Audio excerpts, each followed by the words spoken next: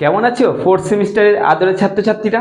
অবশ্যই জানি না কতটা খুশি হচ্ছে তোমরা, কারণ এই বিষয়ে সাজেশন ইউটিউবে আপলোড নেই। এই প্রথম কিন্তু তোমরা এর আপলোডেড ভার্সন তোমরা পেয়ে যাচ্ছ।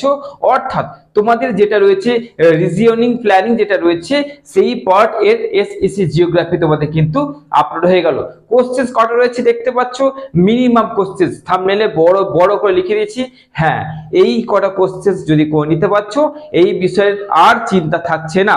এবার সব থেকে বড় কথা, আমি আমার কোনো ভিডিও শেয়ার করতে বলি না, কিন্তু শেয়ার যদি করতে বলি তার পেছনে কারণ কি, এই যে বিষয়টার উপরে সাজেশন ইউটিউবে আপলোড নেই, আমি প্রথম দিয়ে দিচ্ছি, তাই তোমরা তোমাদের বন্ধুদের মধ্যে শেয়ার করো যাদের এসইসি জিওগ্রাফি রয়েছে। তো চলো দেখে নাও রিজিওনাল প্ল্যানিং এর মাত্র এই কটা প্রশ্ন, যেগুলো করলে তোমাদের নাম্বার হাতের মুঠে চলে আসছে, আরামসে তোমরা পাস করে যাচ্ছ। চলো দেখে নাও। তো দেখো আমার আদরের ছাত্রছাত্রী যারা রয়েছে, কজন এই ভিডিও দেখছে আমি জানি না, একজনাও দেখলে সে একজনের জন্য এটা উপকারী হতে চলেছে।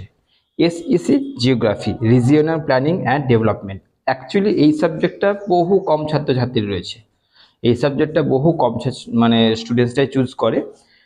তবুও আমি জানার পরও আপলোড করে দিয়েছি, কারণ আমি একমাত্র এই প্ল্যাটফর্মে সব বিষয়ের সাজেশনস তোমরা পাবে, এবং চেষ্টা করি যেন আনটিল কোনো রকম সাজেশনস না বাদ যায়, সেটা আমি চেষ্টা করি। প্রথম কোশ্চেন কি রয়েছে দেখে নাও, অঞ্চলের সংজ্ঞা দাও এবং শ্রেণী বিভাগ করো। 2 নম্বর, মানব উন্নয়ন সূচক এবং তার বর্তমান অবস্থাগুলি আলোচনা করো। তারপরে ভারতের সবুজ বিপ্লব সম্পর্কে আলোচনা করো, অর্থাৎ 1970 সালে যেটা হয়েছিল আর কি, এর পরবর্তী সময় কৃষির যে উন্নতি ঘটেছিল সেটা আলোচনা করতে হচ্ছে। 1990 এর দশক থেকে ভারতের শিল্পের উন্নয়ন বা শিল্পায়নের বৃদ্ধি সম্পর্কে আলোচনা করো। পশ্চিমবঙ্গে ডিভিসি কৃষি উৎপাদনে কি ভূমিকা পালন করে। অঞ্চল পরিকল্পনা, ভারতের পরিকল্পনা অঞ্চলের সম্পর্কে আলোচনা, তাৎপর্য, টিকা, যেটাই দিক একটাই কোশ্চেন হবে। পার্থক্য করতে হবে দুটো, না সাধারণ অঞ্চল এবং কার্যকরী অঞ্চল, আর একটা হচ্ছে আবদ্ধ ও মুক্ত প্রশ্নমালা। 8 নম্বর, নির্মল বাংলা নিয়ে গ্রামের সাধারণ মানুষদের নিয়ে প্রশ্নমালা একটা গঠন করতে হবে, অর্থাৎ নির্মল বাংলা নিয়ে গ্রামের সাধারণ মানুষদের প্রশ্ন জিজ্ঞাসা করার প্রশ্নমালা গঠন করতে হবে। আর মানে এই যে কোশ্চেনটা তোমাদের কিন্তু লাস্ট প্রশ্ন এটাই, জানো তোমরা মাত্র 8টা রয়েছে।